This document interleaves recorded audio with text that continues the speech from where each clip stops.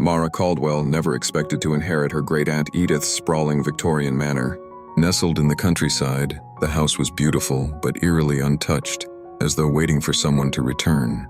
From the moment she arrived, Mara felt something unusual in the air. Whispers in empty hallways, the faint scent of roses where none grew, and the unmistakable feeling of being watched. The townsfolk's warnings didn't help. "That house is haunted," they'd said. "The ghost won't let anyone stay for long." Mara, a pragmatist with no patience for superstition, shrugged off the rumors. "A ghost won't scare me," she told herself as she unpacked her bags. But her first night in the house proved unsettling. As she explored the dimly lit rooms, she heard a man's voice, low and rich, murmuring her name, Mara. Determined to uncover the source of the voice, Mara ventured into the parlor the next evening. There she saw him, a man with piercing gray eyes dressed in elegant 19th century clothing. He stood by the fireplace, his figure shimmering faintly. "You're real," she whispered, her voice catching in her throat. "As real as I can be," the man replied, bowing slightly. "My name is Nathaniel Blackwood. This was my home, and now it's yours." Mara blinked, unsure if she should scream or run. But something about his calm demeanor and the sadness in his eyes rooted her to the spot. Nathaniel explained that he had died over a century ago, bound to the house by a curse he refused to elaborate on. He could not leave, nor could he find peace. "And now you haunt it?" Mara asked, trying to keep her voice steady. "I protect it," Nathaniel corrected.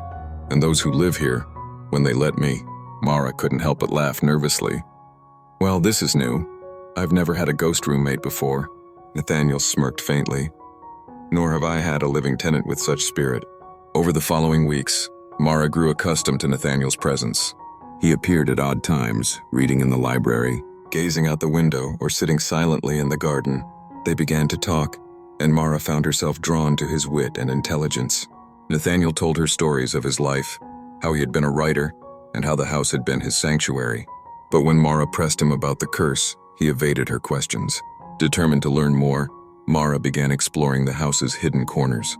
In the attic, she discovered an old journal belonging to Nathaniel. Its pages revealed his tragic story.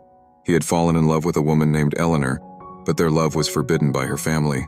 When Eleanor mysteriously died, Nathaniel was accused of her murder. He had taken his own life in despair, cursing himself to remain in the house where he had last seen her. When Mara confronted him with the journal, Nathaniel's usually composed demeanor cracked. "I loved her," he said, his voice raw with emotion. "But I didn't kill her. I've spent every moment since trying to make sense of it, trying to find a way to move on." Mara placed a hand on his ghostly one, her touch sending a strange warmth through the room. "We'll figure it out together," she promised. As Mara dug deeper into the past, she found letters and artifacts that hinted at foul play in Eleanor's death. With Nathaniel's help, she pieced together the truth. Eleanor's brother, desperate to preserve the family's reputation, had poisoned her when he discovered her plans to elope with Nathaniel. Nathaniel was stunned by the revelation. "All this time, it wasn't my fault," he whispered, but the curse binding him to the house remained, and the weight of his unresolved guilt lingered. Mara began to wonder if she was enough to help him find peace. Despite the obstacles, Mara and Nathaniel grew closer. Their bond transcended the boundaries of life and death, and Mara realized she had fallen in love with the ghost who had once haunted her. One night, under the glow of a full moon, Nathaniel appeared more solid than ever.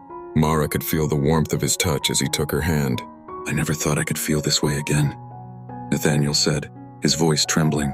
"But you've given me something I thought I'd lost. Hope." Mara smiled, tears glistening in her eyes.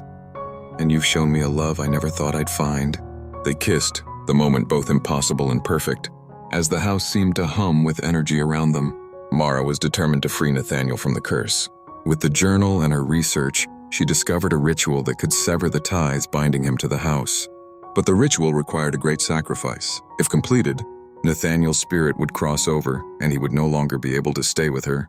When she told him, Nathaniel's expression was both sad and resolute. "You've given me my truth, Mara, and now it's time for me to let go." The ritual was performed on a stormy night. As Mara recited the final words, Nathaniel's form began to glow, his edges softening as he became less tethered to the world. "I'll always love you," he said, his voice filled with gratitude and sorrow. "And I'll never forget you," Mara replied, tears streaming down her face. As the storm quieted, Nathaniel's presence faded, leaving the house still and silent for the first time in over a century. A legacy of love, Mara stayed in the house, turning it into a museum to preserve Nathaniel's story and honor his memory. She wrote a book about their time together, calling it The Ghost's Beloved, and it became a bestseller. Though she missed Nathaniel deeply, she felt his presence in small ways, the scent of roses, the warmth of the sunlight in her favorite room, and the occasional whisper in the night. Nathaniel may have moved on, but their love remained, a timeless bond that even death couldn't sever.